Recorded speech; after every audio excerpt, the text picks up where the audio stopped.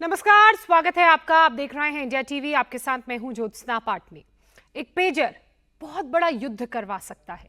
एक पेजर फटा और पूरी दुनिया में तहलका मच गया। कहानी सिर्फ यही नहीं रुकी। पेजर के बाद वॉकी टॉकी फटने लगे, सोलर पैनल फटने लगे और अब बात तो लैपटॉप तक आ गई है। सवाल यह है कि क्या आप अपनी पॉकेट में जो भी इलेक्ट्रॉनिक गैजेट लेकर घूमते हैं, जैसे कि पेजर, मोबाइल फोन, लैपटॉप या फिर टैबलेट, क्या सब कुछ फट सकता है? क्या दुनिया में ऐसी कोई टेक्नोलॉजी है?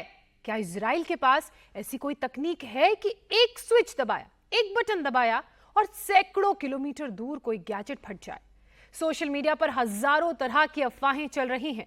लेबनान में पिछले 3 दिनों से जो कुछ भी हो रहा है, उस पर अफवाहों का बाजार गर्म है, चर्चाएं की जा रही हैं। लेकिन हकीकत क्या है, सच्चाई क्या है? आप हमारी इस रिपोर्ट में देखिए।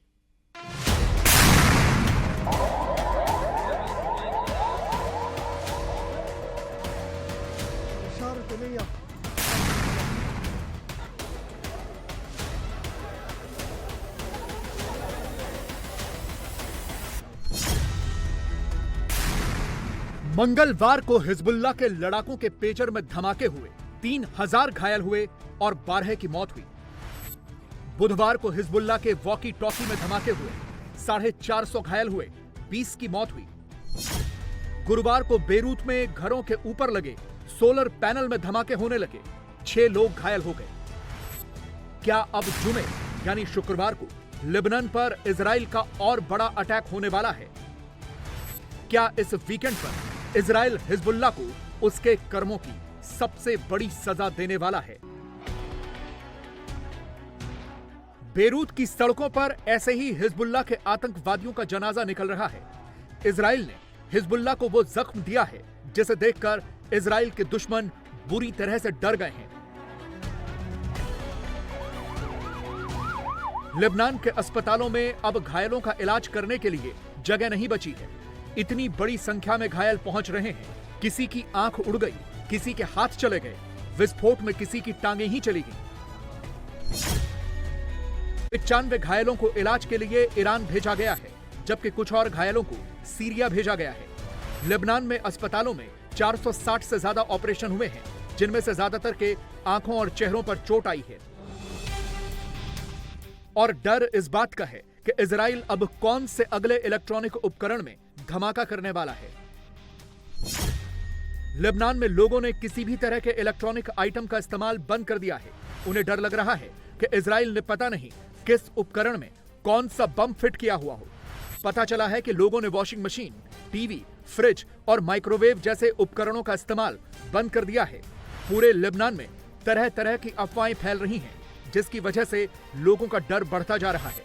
लोगों से कहा जा रहा है कि अपना वाईफाई राउटर बंद कर दें, क्योंकि इनमें भी ब्लास्ट हो सकता है। आज के पूरे दिन लेबनान में लोग और हिजबुल्लाह के आतंकवादी इंतजार करते रहे कि अब कौन सा नया हमला होगा, क्योंकि इजराइल ने खौफ ही ऐसा पैदा किया है। 2 दिन में 2 बड़े अटैक करके इजराइल ने हिजबुल्लाह की हिम्मत और कमर दोनों तोड़ दी है। मंगलवार के हमले से अभी हिजबुल्लाह उबर भी नहीं पाया था कि बुधवार को फिर से बड़ा अटैक हो गया। एक एक करके वॉकी टॉकी में धमाके होने लगे। कोई हिजबुल्लाह के आतंकी के जनाजे में था, वहीं पर विस्फोट हो गया। जो जहां था वहीं पर वॉकी टॉकी फटने लगे।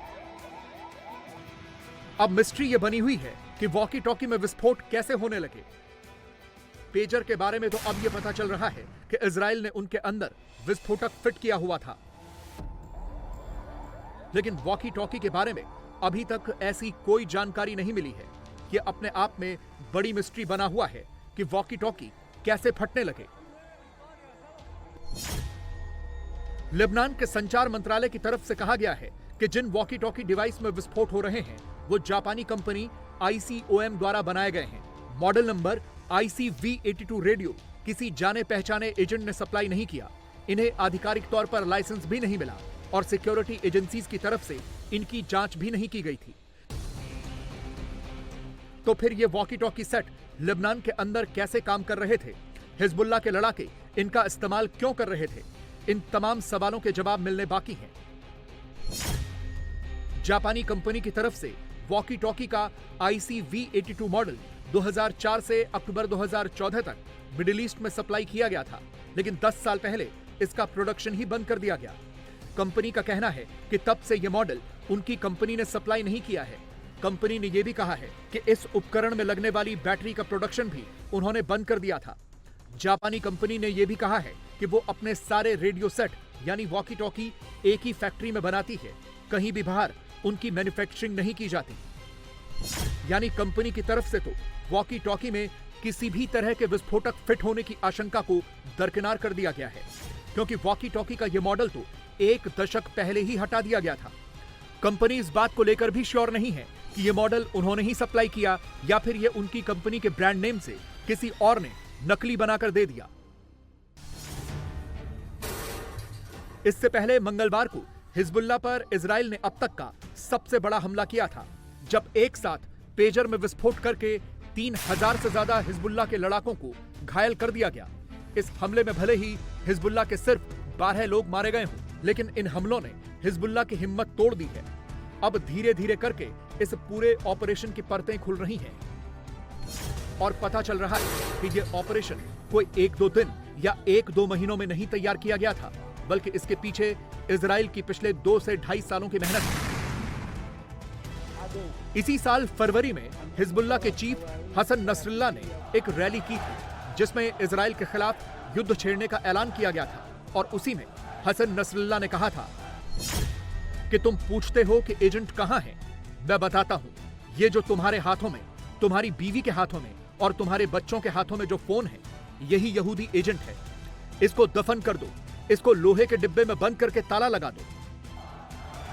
नसरुल्लाह को लगातार यह डर सताता था कि इजराइल उनके लड़ाकों के मोबाइल फोन को हैक कर रहा है। इजराइल मोबाइल के माइक्रोफोन और कैमरे को दूर से ही एक्टिवेट कर देता है और फिर हिजबुल्लाह के लड़ाकों की एक एक हरकत की जासूसी करता है। यह भी लगातार रिपोर्ट्स आती थी कि इजरायली इंटेलिजेंस ने ऐसी तकनीक बनाने में लाखों डॉलर्स खर्च किए हैं, जिससे इनक्रिप्टेड मैसेजिंग एप्स भी सेफ नहीं हैं। इसीलिए नसरुल्लाह ने न सिर्फ अपनी मीटिंग में सेलफोन बैन किए, बल्कि उसने ये भी तय किया कि हिजबुल्लाह के लड़ाकों को मूवमेंट के किसी भी प्लान की जानकारी मोबाइल फोन से न दी जाए। उसकी तरफ से ऑर्डर जारी किया गया कि हिजबुल्लाह के लड़ाके हमेशा अपने साथ अब पेजर रखेंगे। इजराइल के साथ युद्ध छिड़ने के बाद सारा कम्युनिकेशन इसी पेजर सिस्टम से होता था। यहां तक कि लड़ाकों को युद्ध में कहां जाना है, कहां से हमला करना है, यह सब जानकारी भी पेजर से ही दी जाती थी। ये सब जानकारियां इसलिए जरूरी हैं ताकि आपको इजराइल के इस पूरे ऑपरेशन के बारे में पता चल सके। इसीलिए यह बैकग्राउंडर जानना जरूरी है। हसन नसरुल्लाह ने भले ही फरवरी में यह ऐलान किया हो और पेजर का इस्तेमाल करना शुरू किया हो, लेकिन इसकी भूमिका बहुत पहले से ही बनने लगी थी। हसन नसरुल्लाह पिछले कई सालों से चाहता था कि हिजबुल्लाह के लोग फोन का इस्तेमाल न करें, बल्कि पेजर पर फिर से शिफ्ट हो जाएं, क्योंकि पेजर से कम्युनिकेशन भी हो जाता है और उससे यूजर की लोकेशन का पता भी नहीं चलता। इजराइल को समझ में आ रहा था कि आने वाले समय में हिजबुल्लाह मोबाइल फोन का इस्तेमाल बंद कर देगा और पेजर पर शिफ्ट हो जाएगा। इसीलिए इजराइल को एक बड़ा अवसर नजर आया। इजराइल ने पेजर सप्लाई करने वाली एक शेल यानी कि फर्जी कंपनी बना डाली, जिसका नाम था BSE कंसल्टिंग, जो हंगरी की एक कंपनी थी, लेकिन असल में इसे इजराइल की इंटेलिजेंस एजेंसियां ही चला रही थीं। इसी ने ताइवानी कंपनी गोल्ड अपोलो की तरफ से पेजर बनाने का यह कॉन्ट्रैक्ट हासिल किया। इजराइल की तरफ से 2 फर्जी कंपनियां बनाई गई थीं। कंपनियों के बैकग्राउंड में यह बताया गया था कि ये पेजर बनाने का काम करती हैं। इजराइल की इस कंपनी का हंगरी में इसी बिल्डिंग में ऑफिस था और यहीं से वो काम भी करती थी। किसी को कोई शक न हो, इसलिए BSE नाम की इस कंपनी ने बाकी क्लाइंट्स के लिए भी पेजर बनाने का काम किया। यानी ये कंपनी पेजर बनाने के ऑर्डर लेती रही और दूसरी तरफ हिजबुल्लाह के लिए पेजर बनाने के ऑर्डर का इंतजार करती रही। उधर हसन नसरुल्लाह ने यह तय तो कर ही लिया था कि वो अपने हिजबुल्लाह के लड़ाकों के लिए पेजर खरीदेगा। इस कंपनी ने बाकी क्लाइंट्स के लिए काफी हल्की क्वालिटी के पेजर्स बनाए, लेकिन जैसे ही उसे हिजबुल्लाह के लिए पेजर बनाने का ऑर्डर मिला, उसने उनके पेजर की बैटरी में PETN नाम का विस्फोटक लगाया और फिर पेजर की डिलीवरी करनी शुरू कर दी। 2022 की गर्मियों में लेबनान में पेजर की पहली डिलीवरी हुई। पहले तो बड़ी कम संख्या में पेजर डिलीवर हुए, लेकिन जैसे ही नसरल्ला ने अपने लड़ाकों को मोबाइल फोन छोड़ने के आदेश दिए, तुरंत पेजर का प्रोडक्शन बढ़ा दिया गया। एक बार ऐलान हुआ तो इजराइल की इस फर्जी कंपनी ने लेबनान में हजारों पेजर्स की डिलीवरी करवा दी।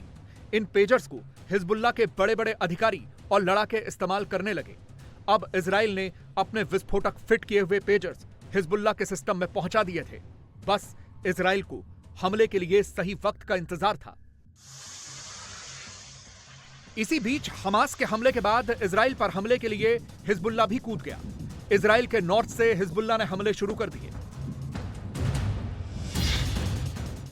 हिजबुल्लाह ने इजराइल के उत्तरी हिस्से में मिसाइल से खूब अटैक किए, जिसकी वजह से इजराइल के उत्तर से करीब 70,000 लोगों को अपना घर छोड़ना पड़ा। रविवार को इजराइल के प्रधानमंत्री बेंजामिन नेतन्याहू ने कहा था कि इजरायली जल्द ही उत्तर के इलाकों के अपने घरों में लौटेंगे।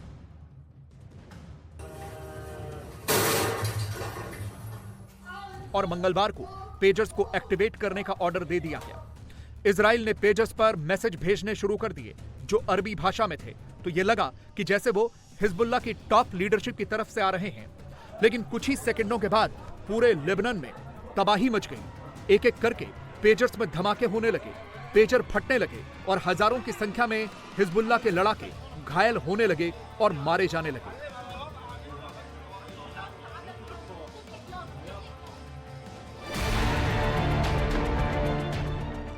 सबसे बड़ी बात यह है कि इजराइल ने यह हमले हिजबुल्लाह की टॉप लीडरशिप पर किए हैं।